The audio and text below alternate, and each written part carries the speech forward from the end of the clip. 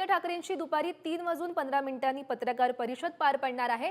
मुंबईतील झोपडपट्ट्यांबाबत पियुष गोयल यांनी केलेल्या वक्तव्यावरून आदित्य ठाकरेंनी निशाणा साधल्याचं पाहायला मिळत आहे। मुंबईतील मिठाच्या जमिनींवर भाजपाचा डोळा असल्याचा आदित्य ठाकरेंकडून आरोप करण्यात आलाय।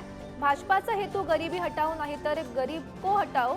पियुष गोयल यांच्या वक्तव्यासंदर्भात आदित्य ठाकरेंची पत्रकार परिषद होणार आहे। तर महत्त्वाची बातमी आपण पाहतोय आणि या संदर्भात माहिती देत आहेत आमचे प्रतिनिधी विक्रांत शिंदे सध्या आपल्या सोबत आहेत। विक्रांत, महत्त्वाची अशी पत्रकार परिषद आदित्य ठाकरे घेणार आहेत, नेमकं काय घडण्याची शक्यता आहे, कोणत्या मुद्द्यांवर चर्चा केली जाऊ शकते?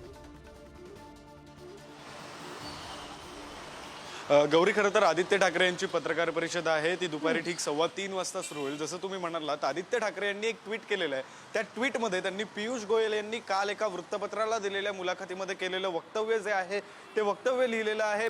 ते वक्तव्य म्हणजे झोपडपट्टी हटवून झोपडपट्टी धारकांना खारफुटीच्या जमिनीवर हलवण्यात येईल अशा प्रकारचं वक्तव्य पियुष गोयल यांचं होतं आणि त्यावरच खरं तर आदित्य ठाकरे यांनी निशाणा साधलाय। त्यांनी मुळात असं म्हटलेलं आहे की भाजपचा हा खारफुटीच्या जमिनीवर म्हणजे खाऱ्या जमिनीवर ज्या समुद्राच्या शेजारी असतात त्याच्यावर डोळा आहे असं आदित्य ठाकरेंनी म्हटलंय। तर त्यांनी एका वाक्याची सुद्धा आठवण करून दिली आहे। 2022 पर्यंत प्रत्येकाच्या डोक्यावर छत असेल असं एक वक्तव्य खरं तर भाजपच्या एका मोठ्या नेत्यांकडून करण्यात आलेलं होतं काही वर्षांपूर्वी आणि ते वक्तव्य जे आहे ते आतापर्यंत पूर्ण झालेलं नाहीये। आतापर्यंत प्रत्येकाला घर मिळालेलं नाही असं आदित्य ठाकरेंनी म्हटलंय। तर शेवटी आदित्य ठाकरेंनी या ट्विटमध्ये असं म्हटलंय की भाजपचा अजेंडा हा गरिबी हटाओ नसून गरीब हटाओ आहे असा आरोप जो आहे तो आदित्य ठाकरे यांनी केलेला आहे। साधारण याच विषयाला अनुसरून आदित्य ठाकरे यांची पत्रकार परिषद जी आहे ती अवघ्या काही मिनिटांमध्ये सुरू होणार आहे। मातोश्री निवासस्थानी ते पत्रकार परिषद घेत आहेत। मी आता मातोश्री निवासस्थानाच्या बाहेरच आहे।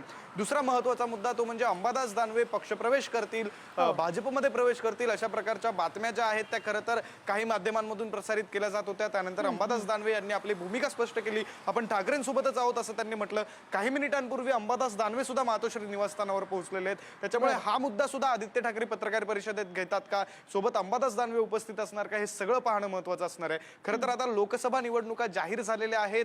अगदी काही महिन्यांचा कालावधी आहे। 5 टप्प्यांमध्ये महाराष्ट्रात लोकसभा निवडणुका होत आहेत।